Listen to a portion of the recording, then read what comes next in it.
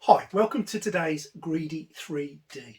Now I've been airbrushing for a relatively short amount of time, and up until now I've been using acrylic paints mixed with water, and I've had a few mixed results with that, with a few blockages, and I think it's down to my own inadequacy of airbrush painting and not really knowing exactly what I'm doing. But I did think I would buy some specific airbrush paints to try those, just to see how I got on with them. Now these are the paints that I decided to buy. It's the Army Painter Air Paints Warpaints Megset. Now I bought the Warpaints Megset purely because I've always used Army Painter paints, and I've been really happy with their quality and what I get for my money. So I decided to buy this pack. Now this pack comes with 60 paints in there, breakdown of which is 50 of the Air Warpaints, 9 metallics and Air fluorescent paint. But also included within those paints are what they call 16 colour triads, which is where you would get a dark colour, a medium colour and a light colour, and they would all complement each other. You'd mix them together while you're painting, dark layer first, higher middle layer first, second, sorry, and then the lighter layer third, and you would get the results that you wanted. So adding some shadows and some light effects to it. So what I want to do now is just show you these paints in action. I've got a little piece I want to paint, and I'm going to use the colour triad using my airbrush on that. So let's have a look at that. So we're going to start off with the darkest of the triad, the Omega Blue. A few drops straight into the airbrush, no thinners, no mediums. Quick test on a bit of paper, and away you go. Now, as you can see, it covers nice and evenly. It flows out of the airbrush without any issues. I've had no blockages during using any of these paints at all, and I'm quite pleased with the coverage. The blue is going on nice and thickly, and it's covering really well. There's no real aroma to the paint. It's it doesn't smell at all, and I'm really happy with how that's going on.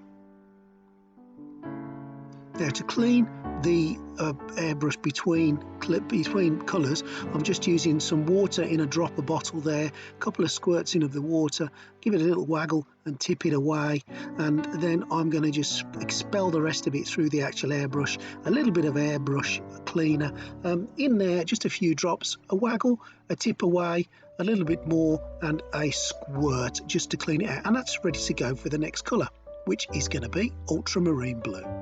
As you can see on the tissue, there's a slight little difference in the colour, and that's what it's all about.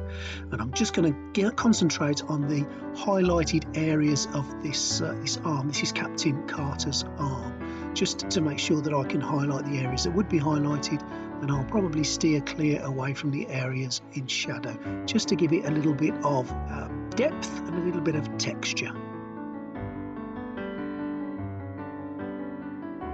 Not too much on the pressure here, I just want to give it a light coating. And finally the console blue, which is the lighter colour. As you can see here, the triad is complete, and I'm going to concentrate just again on those highlighted areas, just to give it a real look of light reflecting off the arm of Captain Carter there. Don't overdo it, make sure you only do the highlighted areas, and that's the painting virtually complete.